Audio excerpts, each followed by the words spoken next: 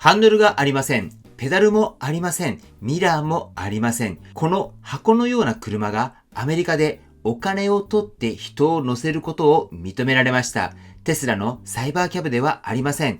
これはアマゾン傘下のズークスという会社の車です。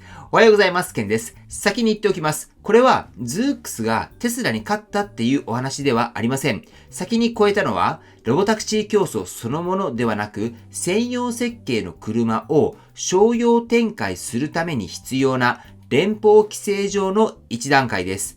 ただ、ここが超えられたことで競争のステージが変わりました。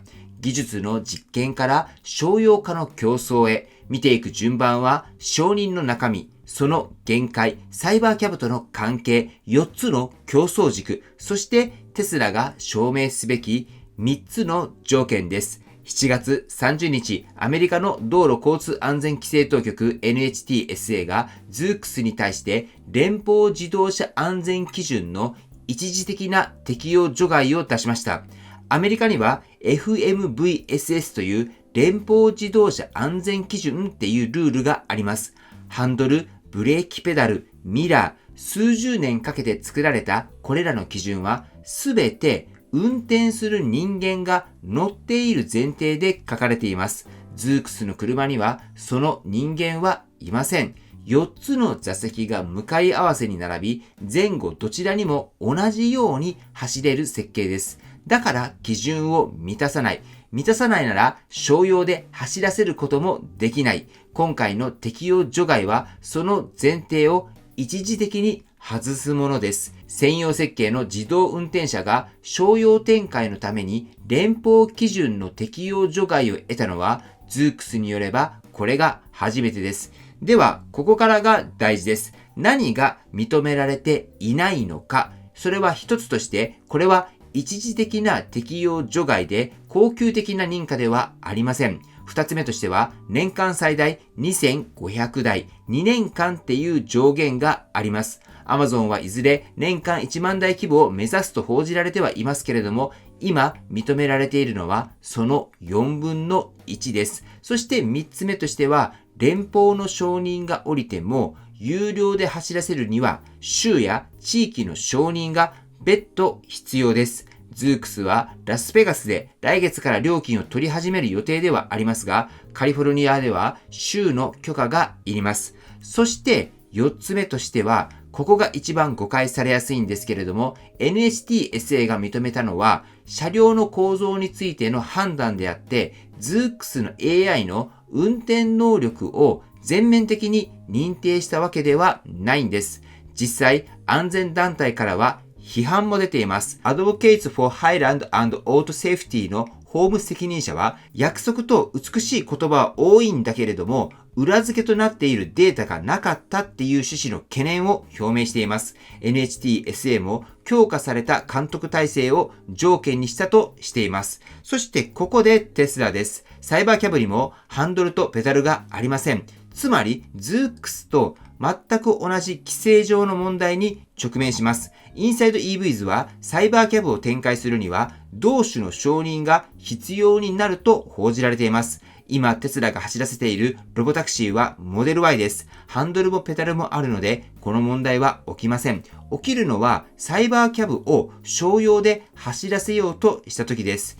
ではこの門をくぐるのにどれくらい時間的なものがかかってくるのか、ズークスの経過がそのまま参考になります。昨年、まず実証目的の適用除外、今年3月の10日に NHTSA が商用展開の申請について意見公募を開始、そして7月30日に承認、実証から商用まで約1年、公募開始から承認まで約5ヶ月です。これは規制のプロセスであって AI を早く賢くすれば短縮できるものではありません。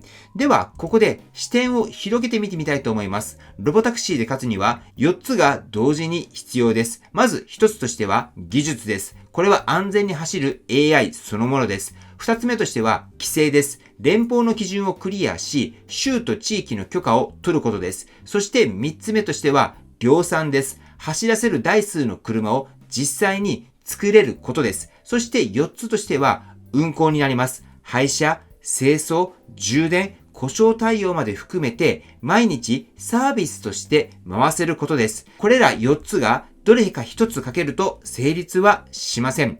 AI が世界一でも車が作れなければ台数が並ばない。並んでも許可が取れなければ料金は取れません。だから AI の性能だけで両者を比べても答えっていうのは出ないんです。今回 Zoox が超えたのは4つのうち規制のそれも1段階です。技術で勝ったわけでも量産で勝ったわけでもありません。はい、では次はテスラ側から見てみたいと思います。ここからは確定した事実ではなくって可能性の話になります。テスラはハンドルのあるモデル Y ですでに運行を始めています。つまり規制の一番きつい門を待たずに4つのうち運行、これを先に積み上げられる位置にいるんです。運行のノウハウは車の形が変わっても引き継げることができます。そしてもう一つ、テスラは自動車メーカーで量産の設備と経験があります。年間1万台という数字は自動車メーカーの尺度では大きくありません。ただし、これらはどれも有利になり得るっていう話であって確定ではありません。サイバーキャブがいつ承認されるのか、実際に何台作れるのか、有料運行をどこまで広げられるのか、まだ何も証明はされていないんです。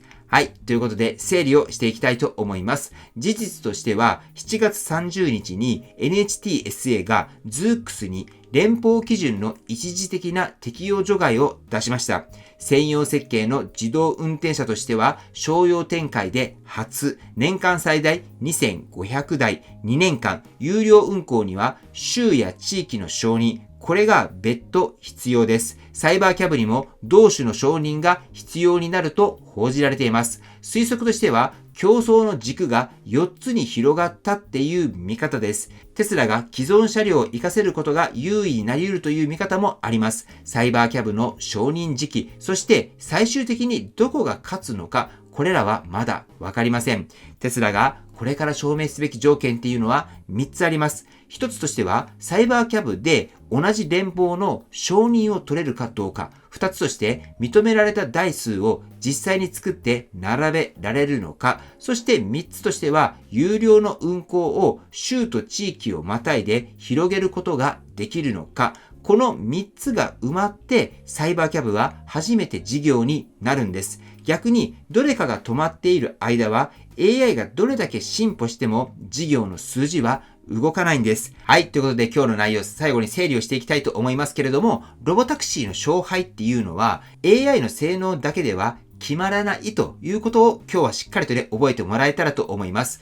技術、規制、量産、運行、この4つが揃った会社だけが事業にできるんです。なので、何が揃えば実現するのか、これを順番で理解するっていうのが大切になるんじゃないかなと思いますけれども、次にニュースが出たら、それが4つのうちのどの話なのか、それを見ていけばいいんではないかと思います。はい。ということで本日の内容は以上です。今日の動画が参考になったと思われたら、高評価をよろしくお願いします。僕の YouTube は毎日発信しています。僕の YouTube をご覧になってもらえば、テスラの情報はほとんど網羅すると思いますので、チャンネル登録がまだな方は、チャンネル登録の方をよろしくお願いいたします。では、今日もご視聴していただきありがとうございます。テスラのある生活を楽しんでいきましょう。ではまた。